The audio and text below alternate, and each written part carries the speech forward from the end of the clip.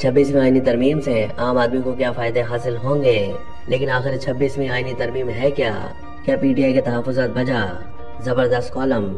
मौजूदा 26वीं आईनी तरमीम पर पीपल्स पार्टी और जमीयत उलमा इस्लाम की जानिब से हालिया दिनों में मौजूदा मुसव्वदे अवामी सतह पर शेयर किए गए और अब इस हवाले से हुकूमती जमात मुस्लिम लीग नून का मुसव्वदा भी सामने आ गया है।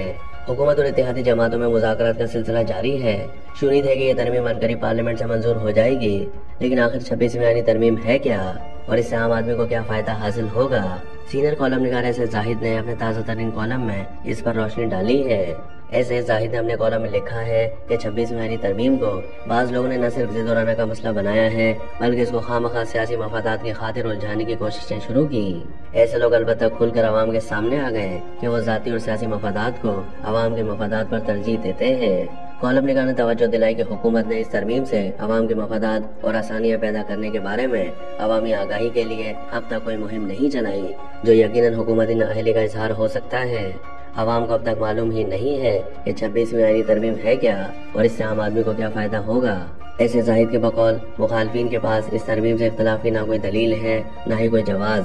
बाज़ इसको अदलिया पर वार करना कहते हैं, बाज़ वाबस्ता अफराद इसको अपने पेशे यानी आमदनी के नुकसान से जोड़ते हैं। बाज़ इस तरमीम को सियासी नुकसान और आइन की पामाली से ताबीर करते हैं। हालांकि ये सब इल्जामात और बातें हकीकत के बरक्स हैं। अपने कॉलम में उन्होंने मजीद लिखा कि कुछ दिन पहले तक इस तरमीम को चीफ जस्टिस काजी फाइज ईसा को तौसीह देने की कोशिश करार दिया जाता रहा है। ये गलत फहमी पर मबनी प्रोपेगेंडा भी अब दम तोड़कर झूठ साबित हो गया है। भला इस तरमीम से चीफ जस्टिस काजी फाइज ईसा का क्या मफाद और क्या ताल्लुक बनता था। लेकिन क्या कहा जाए कि झूठ पर मबनी बयानिए और फिर झूठ को फैलाने वालों को ना खौफे खुदा है ना रोज़े क़यामत और झूठ के हिसाब किताब को कोई डर है। कॉलम निगार ने सवाल उठाया कि आज अगर हुकूमत और इस आईनी तरमीम की हिमायत में वोट देने वाले कुछ भी गलत करेंगे तो क्या उनको ये मालूम नहीं कि कल वो खुद भी इसकी जद में आएंगे। लिहाजा ना वो इससे बेखबर है ना इतने बेवकूफ़ हैं कि अपने किसी वक्ती मफाद के लिए अपने लिए ही गड़ा खोदें कि कल वो खुद उसमें गिर जाएं।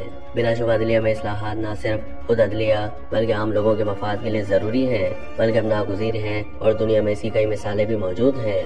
पीटीआई के एहतजाज पर तबसरे करते हुए ऐसे जाहिद ने लिखा कि पीटीआई ने जुम्मे को एक बार फिर मुल्क भर में इजला और तहसील सतह पर एहतजाज का ऐलान किया है।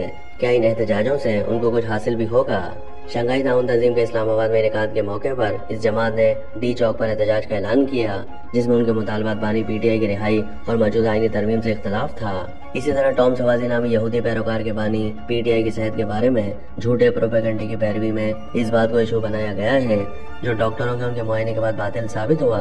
ऐसे जाहिद ने अपने कॉलम में मजीद लिखा कि आपके एहतजाज में मुतालबात मिक्स अचार या चटनी की तरह है, जो एहतजाज करने वालों को भी नहीं मालूम कि वो क्यों और किस लिए एहतजाज कर रहे हैं। ये भी देखना है कि मुल्क भर के इजला और तहसीलों में इस बिलावजह के एहतजाज में लोगों की कितनी टोलियां निकलती हैं। जब सारे मामलात मुल्क की हाई कोर्ट्स और सुप्रीम कोर्ट के अलावा लोअर कोर्ट्स में चल रहे हैं तो इन मामलात के बारे में एहतजाज करने की क्या तुक है, ये समझ से बाहर है।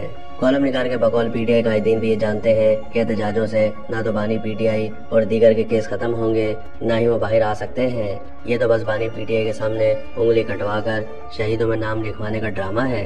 कॉलम के इख्तिताम में ऐसे जाहिद ने दावा किया कि जहाँ तक एहतजाजों से मौजूदा आईनी तरमीम में रुकावट डालने की कोशिश का ताल्लुक है तो ये मश्क ला हासिल होगी। ज़राए के मुताबिक ये तरमीम तो बहरहाल होगी और 21 अक्टूबर तक इसकी मंजूरी का कवी इम्कान है।